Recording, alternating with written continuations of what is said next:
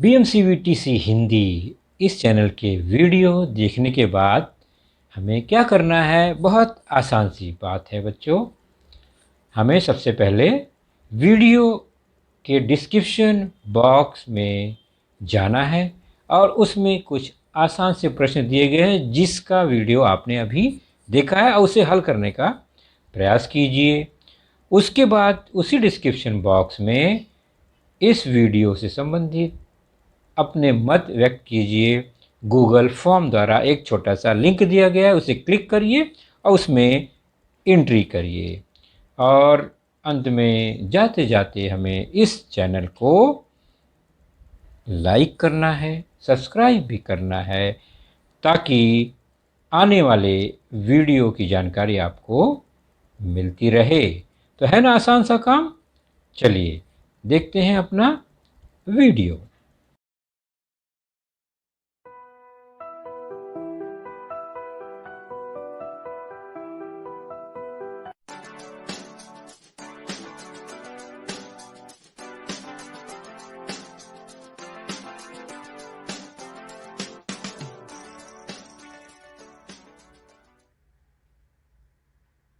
आज की कक्षा बच्चों कक्षा 10वीं और हमारा आज का विषय गणित। गणित में भाग पहला, जो कि बीजगणित अथवा अलजेब्रा से संबंधित घटकों पर आधारित होता है।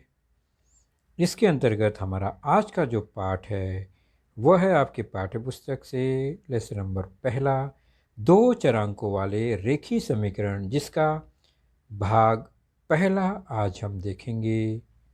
Lesson number 1, linear equation in 2 variables, part 1, जिसके अंतर्गत आज हम दो चरांकों वाले रेखीय समीकरण का ग्राफ मेथड से कैसे हल निकाला जाता है वह देखेंगे। यानी रेखीय समीकरण का दो चरांकों वाले का हल आलेख विधि द्वारा कैसे ज्ञात करते हैं उस पर हमारी चर्चा होगी। और मैं हूं आपका वर्चुअल मार्गदर्शक Ajay Kumar Maurya, MCGM virtual classroom Dadar से। तो सबसे पहले हम जानेंगे समीकरण। क्योंकि कक्षा 9वीं में बच्चों हम लोग ने यह सब अच्छी तरह से जाना है। वहाँ भी दो चरांकों वाले रेखीय समीकरण थे, लेकिन वहाँ पर दो विधि अलग थी, उसे हमने सीखा। और कक्षा 10वीं में दो अन्य विधि को हम समझने का प्रयास करेंगे। तो यह एक समीकरण है x + 3 = 10। दूसरा है y² + 3 = 28। और तीसरा है x/6 + 3 = 10। ध्यान से देखेंगे तो इसमें जो चरांक है x पहले में, उसकी घातांक 1 है।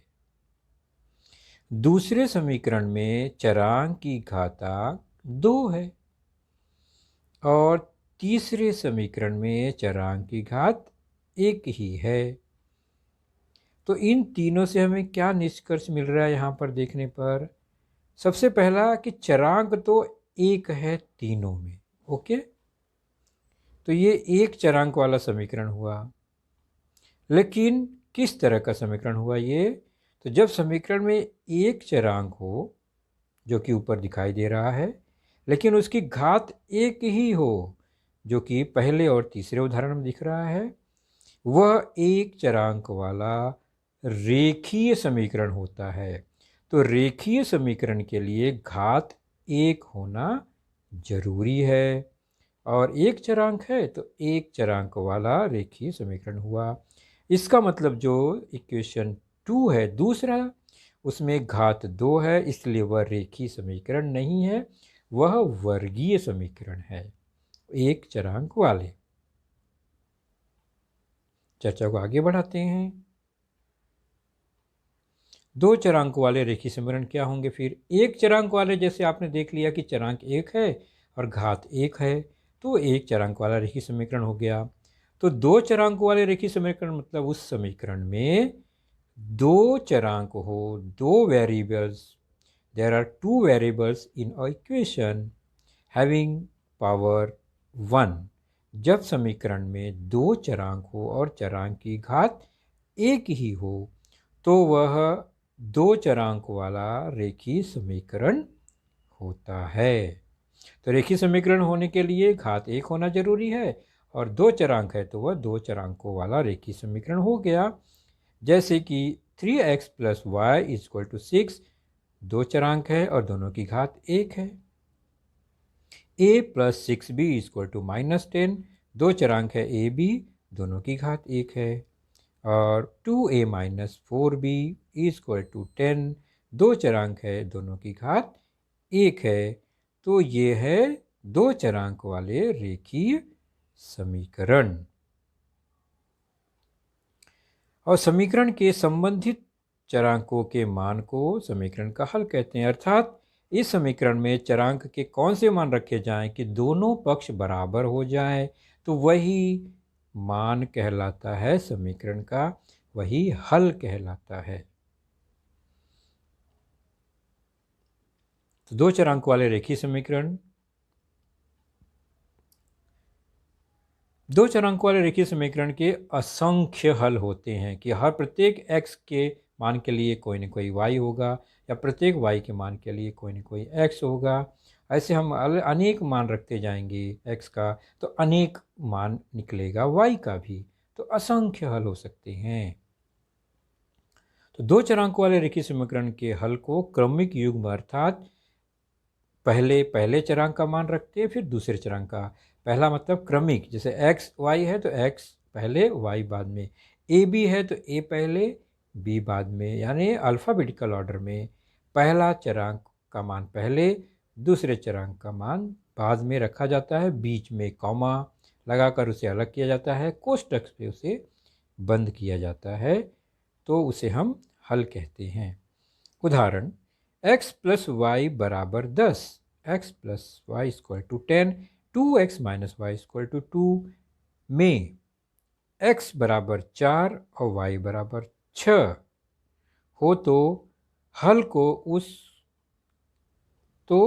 हल को उसके क्रमिक युग्म में कैसे लिखेंगे? तो 4 पहले लिखेंगे x, कॉमा लगाएंगे, फिर 6 लिखेंगे। तो 4 और 6 अगर उसका हल है इन दोनों समीकरण का, तो 4 और 6 इस तरह कॉमा में ब्रैकेट लगाकर कोष्ठक लगाकर लिखते हैं।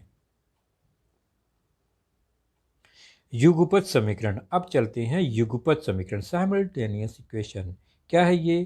तो ये दो चरांकों वाले दो रेखीय समीकरण को हम इस तरह हल करते हैं कि दोनों का हल सामान्य हो जाए, दोनों का एक ही हल आए, तो उस ऐसे समीकरण को युगपत समीकरण कहते हैं। यानी दो समीकरण का विचार करेंगे एक साथ। तो जब दो चरांकों वाले दो रेखीय समीकरणों का एक साथ विचार करके उनका सामान्य हल, कॉमन सॉल्यूशन प्राप्त किया जाता है, तो उन समीकरणों को युगपत समीकरण कहते हैं। जैसे x + y = 10 और x - y = 6, ये दो चरांकों वाले रेखीय समीकरण हैं। अगर प्रत्येक का हल निकाला जाए अलग अलग तो x y मिलाकर 10 ऐसे बहुत सारे हल मिलेंगे कि अगर x 1 है, 1 9 1 होगा तो y 9 होगा तो भी 10 आ जाएगा। उसी प्रकार x 2 है, y 8 है तो भी 10 आएगा। x 3 है, y 7 है तो भी 10, 4 6 तो भी 10, 5 5 तो भी 10, 6 4 तो भी 10, 7 3 तो भी 10, 8 2 तो भी 10, ऐसे असंख्य हल मिलेंगे। प्रत्येक x के लिए एक नया y या प्रत्येक y के लिए एक नया x मिलेगा और असंख्य हल मिलेंगे x + y = 10 के। चलिए x - y = 6 दूसरे इक्वेशन को देखते हैं। तो x और y का अंतर 6 है, इसका मतलब अगर x 1 हो y -5 हो तो हल करेंगे तो 6 आ जाएगा। 2 - 4 रखेंगे तो भी 6 आएगा। 3 - 3 रखेंगे तो भी 6 आएगा। 4 - 2 रखेंगे तो भी 6 आएगा। 5 - 1 तो भी 6 आएगा। ऐसे असंख्य हल प्राप्त होंगे, लेकिन उसमें एक हल ऐसा है बच्चों, आप देख रहे हैं रेड कलर में 8 2, जो दोनों को संतुष्ट करता है। दोनों में वो इकलौता सामान्य हल दिखाई दे रहा है। इसी सामान्य हल को युगपत समीकरण का हल कहते हैं, जो कि 8 2 यहाँ पर है, अर्थात अंतर 6 और योगफल 10, x + y 10 जोड़ने पर 10, x - y = 6, अंतर 6 आ रहा है, 8 और 2 दोनों के लिए संतुष्ट हो रहा है। तो यही इन दो समीकरण का हल है। तो इन युगपत समीकरणों को, साइमल्टेनियस इक्वेशन को हल करने के कुछ पद्धतियां हैं। 4 पद्धतियों का अध्ययन हमें करना है, जिसमें से 2 पद्धतियां आपने 9वीं में सीखी, 2 पद्धतियां हमें 10वीं में सीखनी है। पहला जो हमने अब तक सीखा है, एक चरांक का मान निरसन करना, एलिमिनेशन मेथड। दूसरा हमने जाना है एक चरांक का मान दूसरे चरांक के रूप में रखकर निरसन करना, सब्स्टिट्यूशन मेथड, जिस पर चर्चा हम आज नहीं करेंगे। तीसरा है आलेख पद्धति, ग्राफ मेथड, जिसकी चर्चा आज हमें करनी है। और चौथा है निश्चयक पद्धति, डिटर्मिनेंट्स, जिसकी चर्चा हम अपने अगले लेसन में करेंगे। तो सबसे पहले हम चर्चा करेंगे आलेख पद्धति, ग्राफ मेथड। जैसा कि बच्चों नाम है, यहाँ पर हमें आलेख पेपर की ज़रूरत पड़ेगी।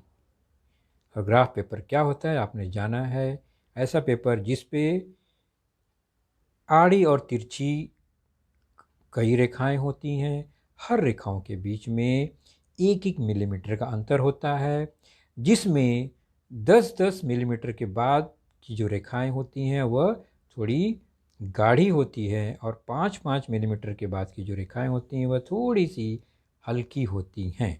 तो जो मोटी मोटी रेखाएं हैं वो 1-1 सेंटीमीटर के अंतर पर हैं, उनके बीच में 10 पतली रेखाएं हैं जो 1-1 मिलीमीटर के अंतर पर होती हैं। ग्राफ पेपर की रचना इसी तरह से होती है। और जब ग्राफ बनाते हैं तो उसमें एक आड़ी संख्या रेखा जिसे हम x अक्ष कहते हैं, और एक खड़ी संख्या रेखा जिसे हम y अक्ष कहते हैं, वह हमेशा बनाया जाता है। चूँकि आलेख पेपर पर आलेख अक्ष खींचने पे उसके 4 हिस्से बन जाते हैं, और जैसा कि आप देख रहे हैं, ये दोनों अक्ष जहाँ पर मिलते हैं उसे हम मूल बिंदु कहते हैं, आरंभ बिंदु कहते हैं, ओरिजिन कहते हैं, जिसे हम ओ बिंदु या 0 निर्देशांक से दर्शाते हैं। और आलेख बनाते समय पैमाना हम लिखते हैं, और जो पैमाना हम वहाँ लिख कर रखेंगे वही यहाँ पर लिखेंगे कि दोनों अक्षों पर हमने हर 1-1 सेंटीमीटर या 1-1 अंतर पर क्या लिया। तो 1 सेंटीमीटर पर हमने क्या लिया। चलिए x + y = 4 समीकरण का आलेख कैसे बनाएंगे। तो सबसे पहले हमें क्या करना होगा, x के कुछ मानों के लिए y का मान ज्ञात करना होगा और उसे निर्देशित करना होगा, इस तरह सारणी बनाकर। सारणी कैसे बनाएंगे, पहले x फिर y और नीचे दोनों को मिलाकर बिंदु x y इस तरह लिखेंगे। उदाहरण के तौर पर अगर यह समीकरण है x + y = 4, जिसमें y बराबर हो गया 4 - x। समीकरण को हमने थोड़ा सा चेंज किया। क्यों किया, ताकि x का कोई भी मान रखें तो y का मान तुरंत मिल जाए। उदाहरण के तौर पर अगर x 0 है इस समीकरण में, तो y कितना हो जाएगा, x 0 हो गया तो y 4 आ जाएगा। तो x 0 रखा, इसलिए ऊपर हमने सारणी में 0 पहले भर दिया x का मान। अब y का मान कितना आएगा, तो y = 4 ऋण 0, अर्थात y = 4। तो ये y = 4 कहाँ लिखेंगे, सारणी में y के सामने। तो ये हो गया 0 4, सारणी में देख रहे हैं ना, हमने x के सामने 0, y के सामने 4 लिख दिया, क्योंकि हमने देखा जब x 0 होगा तो y 4 होगा।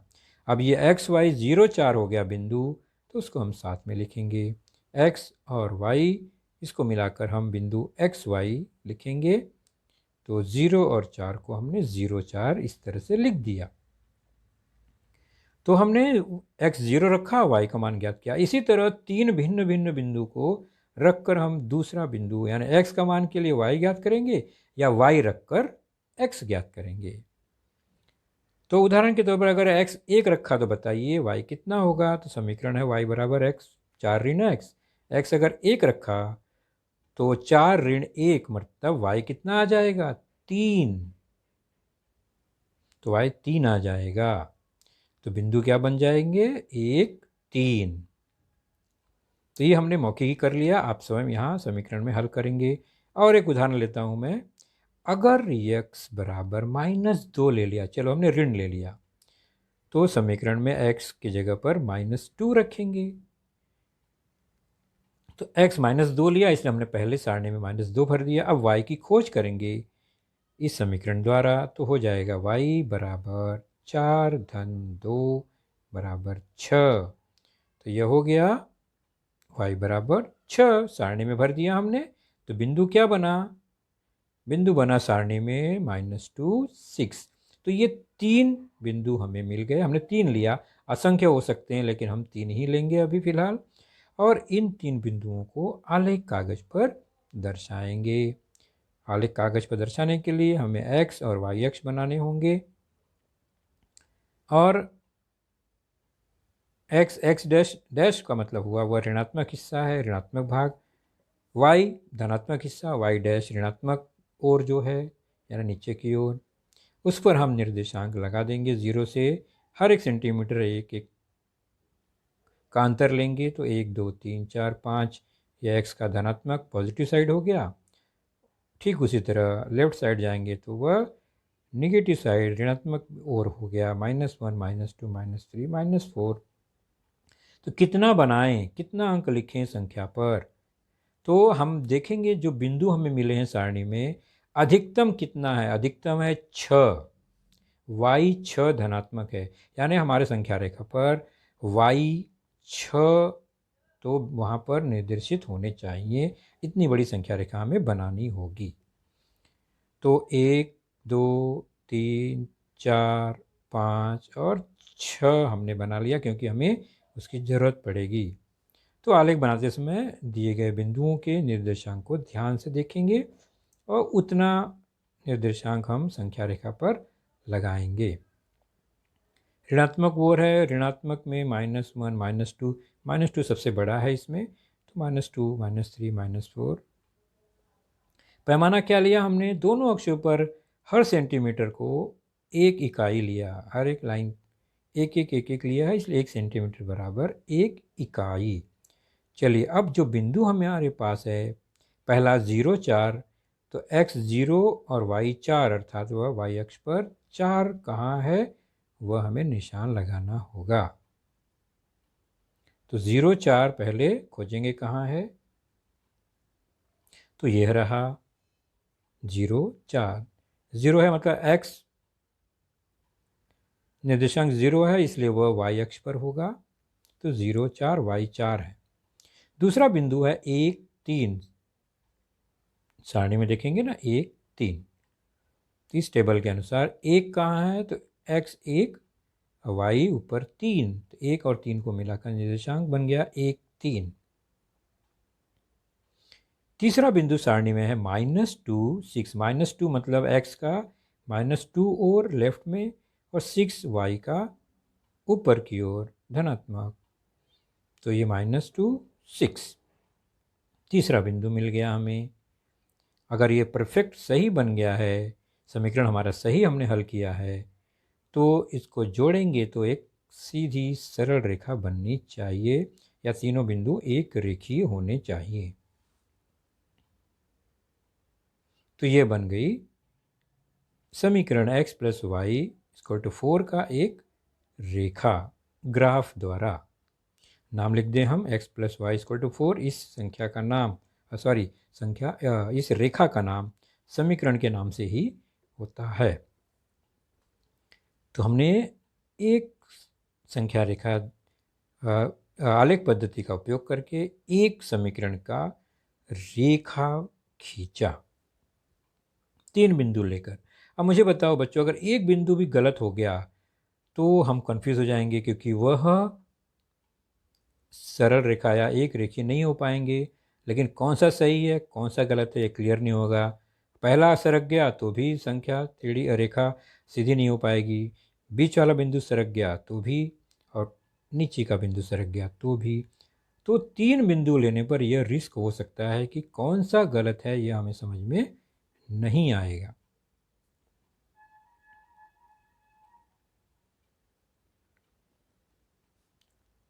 तो इसलिए हम क्या करते हैं, हम 4 बिंदुओं के निर्देशांक का प्रयोग करते हैं। 4 में से एक भी गलत हुआ तो 3 अगर सही है तो एक रेखीय वो बिंदु हो सकते हैं, यानी एक रेखा हम खींच सकते हैं। और चौथी बिंदु जो अलग है वो गलत है तो उसको हम चेक करके सुधार सकते हैं। तो 4 बिंदुओं के निर्देशांक ज्ञात करते समय किसी एक बिंदु का निर्देशांक गलत होने पर भी अन्य 3 बिंदु एक ही रेखा पर होंगे। इससे गलती का तुरंत पता चल जाएगा। अतः 4 बिंदुओं के निर्देशांक निश्चित करके हम सारणी बनाते हैं और वही हमारे लिए हितकर होगा, नहीं तो 3 बिंदु में गलतियां होने की संभावना बढ़ जाती है।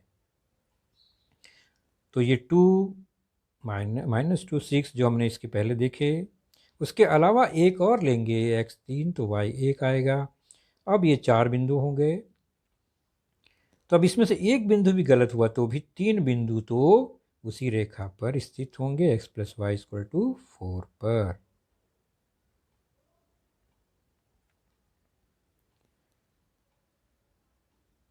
अब 2 चरांकों वाले रेखीय समीकरण का आलेख खींचने के लिए निम्नलिखित सोपानों पर ध्यान दें। तो हमने एक रेखा खींच लिया एक समीकरण द्वारा। ठीक इसी प्रकार जब 2 चरांकों वाले 2 रेखीय समीकरण को हल करना है तो हमें संख्या का उपयोग करते हुए, आलेख का उपयोग करते हुए इसी तरह समीकरण के रेखा खींचने होंगे। 2 समीकरण है तो 2 रेखा खींचेंगे उसी आलेख पर, एक ही आलेख पर दोनों। उसके कुछ स्टेप्स हैं, उसको ध्यान देंगे। पहला, दिए गए समीकरण के लिए कम से कम 4 क्रमिक युग्म बिंदुओं की निर्देशांक ज्ञात कीजिए। मैंने बताया ना, 4 पॉइंट ज्ञात करेंगे सारणी द्वारा, टेबल बनाकर हर समीकरण के लिए। उसके बाद क्या करेंगे, आलेख कागज पर x और y अक्ष निश्चित करके उस पर बिंदु प्रस्थापित करेंगे। तो कैसे प्रस्तावित करेंगे, समीकरण का हल के लिए जो हमने टेबल बनाया था उस टेबल की संख्या को ध्यान से देखेंगे। जो अधिकतम संख्या होगी, कम से कम वह संख्या हमारे आलेख पेपर पर अक्ष पर जरूर दिखाई दे। उसके बाद है सभी बिंदुओं से होकर जाने वाली एक रेखा खींचेंगे। जैसे ही हम x y बिंदु निश्चित कर लेंगे, सभी बिंदुओं को आलेख पर लगा लेंगे और उसको मिला देंगे। तो हम उदाहरण द्वारा उसको समझने का प्रयास करते हैं। तो दिए गए युगपत समीकरण को आलेख विधि द्वारा हल कीजिए। Solve the following time simultaneous equation graphically. Equation है 2x - y = 4 and 2x + y = 4। तो ये 2 इक्वेशन आपको दिखाई दे रहे हैं, इन्हें हमें हल करना है, इनका हल लेकिन आलेख विधि द्वारा। सबसे पहले क्या करेंगे, draw table for 2x - y = 4, अर्थात पहले समीकरण का हम एक टेबल सारणी बनाएंगे। तो सारणी कैसे बनाना है, तो समीकरण लिखेंगे, उसके नीचे सारणी इस तरह बनाएंगे, x y और नीचे x y बिंदु, और उसके सामने 4 कम से कम बॉक्स बनाएंगे, अर्थात 4 निर्देशांक के लिए बिंदु हम ज्ञात करेंगे। अब सबसे पहले क्या करेंगे, x का मान 0, let's take x = 0 in the given equation. समीकरण जो है 2x - y = 4 में x को 0 रखते हैं। ध्यान से देखो, x को 0 रखते ही y = -4 हो जाएगा। तो x अगर 0 है तो हल करके देखते हैं, तो हमें मिलेगा 0 - y = 4, अर्थात y = -4। तो y का मान कितना आ गया, -4। सारणी में हम लिख देंगे y के स्थान पर -4। तो जब x 0 तो y -4, और बिंदु का निर्देशांक क्या हो जाएगा, 0 - 4, है ना। x 0 रखा तो नाउ टेक y = 0। अब y को 0 रख के देखते हैं क्या मिलता है। उसी समीकरण में जब y 0 तो y 0 हो गया तो इक्वेशन क्या बन जाएगा, 2x माइनस 0 इक्वल टू 4 हो गया, 2x equal to 4, x equal to 2, 4 से 2 कट गया, 2 से 4 कट गया, बचा 2। तो x का मान 2 आ गया। जब y 0 था तो सारणी में हमने वो भी लिख दिया और उस बिंदु का निर्देशांक हो गया 2 0। इसी तरह तीसरा बिंदु जब x बराबर 1 रखते हैं तो x 1 रखने पर समीकरण क्या बन जाएगा, 2 माइनस वाई इक्वल टू 4। तो x 1 है, therefore minus Y equal to 4 minus 2 और y इक्वल टू -2। तो x जब 1 है तो y कितना है, -2। तो इस बिंदु बन गया 1 - 2। अब चौथा बिंदु लेते हैं, y 4 लेकर देखते हैं, y इक्वल टू 4। हम कुछ इस तरह से बिंदु लें कि जो बिंदु है, मान है, वो बड़ी संख्या ने 8 9 10 ना आए, ताकि हम आलेख पर, फिर वो आलेख पे खींचना, वहाँ बिंदु का निर्देशांक 10 का निर्देशांक बनाना, यानी उतनी वहाँ पर संख्या हम कागज़ पर अगर नहीं ले पाए तो आलेख नहीं बन पाएगा। तो y इक्वल टू 4 लिया हमने, तो 2x minus 4 equal to 4, 2x equal to 8 और x इक्वल टू 4 आ गया। तो y 4 है तो x भी 4 आ गया। तो बिंदु बन गया 4 4 4 4। तो अधिकतम निर्देशांक 4 ही दिख रहा है, 4 माइनस 4, और हम आलेख पेपर पर ये आसानी से बना सकते हैं। तो अभी हमने जो ज्ञात किया वो सारणी देखते हैं। हमने यही सारणी ज्ञात किया, तो हमें 0 - 4 2 0, 1 - 2 4 4 मिला। अब क्या करेंगे, सीधे आलेख पेपर पर इसको बना लेंगे। एक रेखा का हमने सारणी बनाया है, एक रेखा हम बना लेते हैं। x अक्ष y अक्ष खींचेंगे, पैमाना 1 सेंटीमीटर बराबर 1 इकाई लेंगे। तो 1 2 3 4, x अक्ष धनात्मक 6 तक आया, यहाँ -1 -2 -3 -4, तो 4 ही बड़ी संख्या है, हमने यहाँ पर बना लिया। चूँकि ये हमें दोनों संख्या रेखा की सारणी बनाकर दोनों समीकरण की सारणी बनानी चाहिए थी, ताकि वहाँ पर जो अधिकतम या बड़ी संख्या है वो पता चल जाए, तो इस आलेख पर हम उसको अंकित कर सकें। चलिए कोई बात नहीं, हम इसको ट्राई करते हैं पहले। तो -3 -4 हो गया। अब पहला काम, पैमाना स्केल लिखना ज़रूरी है कि हम हर सेंटीमीटर पर 1 इकाई ले रहे हैं, इसलिए 1 1 सेंटीमीटर के अंतर पर 1 1 अंक दिखाई दे रहा है। पहला बिंदु कौन सा है, तो वह है 0 - 4। दूसरा है 2 0। 2 0 कहाँ होगा, तो वह x अक्ष पर 2 0 2 0, वो भी दिख रहा है। तीसरा है 1 - 2। तो 1 और -2 मतलब यहाँ हो गया 1 और -2 x और y निर्देशांक। और चौथा है 4 4। तो 4 x 4 y निर्देशांक धनात्मक की ओर, यानी राइट साइड में ऊपर। तो ये हो गया 4 4। 4 बिंदु मिल गए, अब इनको पट्टी से जोड़ देंगे। अगर आपने सही निर्देशांक निकाला है तो निश्चित है यह एक सरल रेखा बनेगी, और इस रेखा का जो नाम होगा समीकरण द्वारा होगा, समीकरण है 2x - y = 4। तो एक समीकरण का हमने आलेख बना दिया। इसी तरह जो दूसरा समीकरण है 2x + y = 4, उसको भी हम सारणीबद्ध करेंगे और 4 बिंदुओं प्राप्त करेंगे।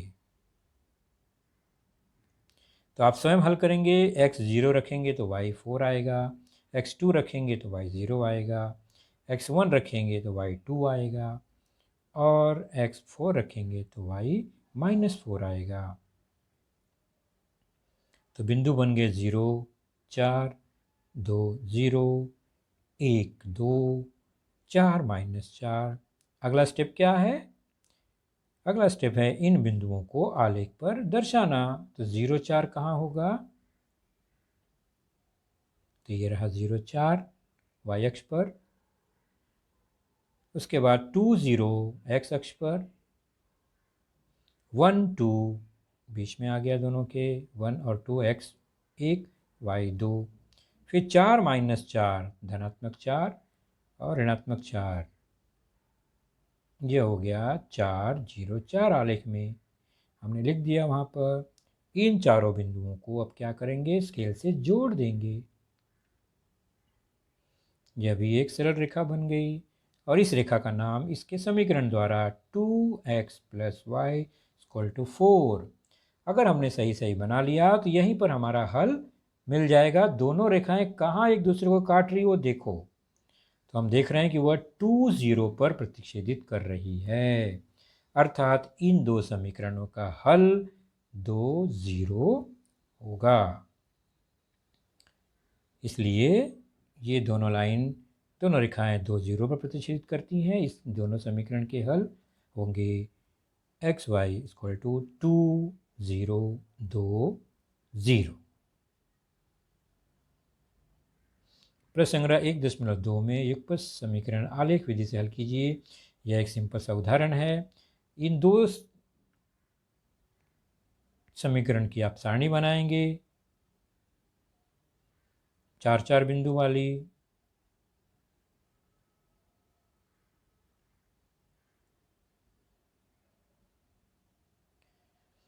पहले समीकरण का उसी तरह दूसरे समीकरण का मान रखते हुए सारणी बनाएंगे।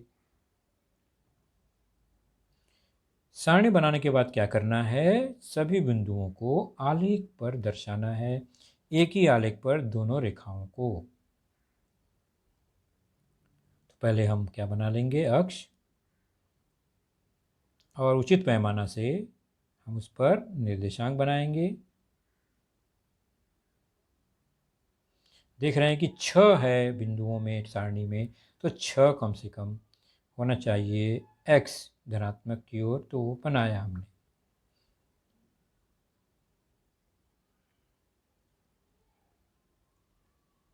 दोनों अक्ष पर 1 सेंटीमीटर बराबर 1 इकाई लेकर अब आप बिंदु को निर्देशित स्वयं करेंगे। तो कुछ इस तरह से यह रेखा बनने की संभावना है। आप स्वयं बनाएंगे और चेक करेंगे। तो वो दोनों एक दूसरे पर किसी एक बिंदु पर प्रतिच्छेदित करेंगे। वह बिंदु कौन सा होगा उसके निर्देशांकों को देखेंगे और वही इन दोनों समीकरण का हल होगा। तो बच्चों, आपने देखा आज का लेसन, उसके प्रमुख मुद्दों को ध्यान से बार बार दोबारा देखकर समझने का प्रयास कीजिए, क्योंकि एक बार देखने पर किसी को भी वो पूरा मुद्दा समझ में नहीं आता। तो जैसे ही हम 2 बार 3 बार देखेंगे तो हमें वह समझ में आने लगेगा। और इसके आगे की जानकारी जो होगी बच्चों, वह निश्चित ही हमारे अगले वीडियो में होगी। तो उस वीडियो को देखने के लिए, उसकी सूचना प्राप्त करने के लिए जो नीचे सब्सक्राइब का बटन होता है उसे ज़रूर प्रेस कीजिए और नोटिफिकेशन ऑन रखिए, ताकि जैसे ही हमारा लेसन चैनल पर डाला जाएगा आपको वह तुरंत प्राप्त होगा। तो अपना ख्याल रखिए, सुरक्षित रहिए। Thank you.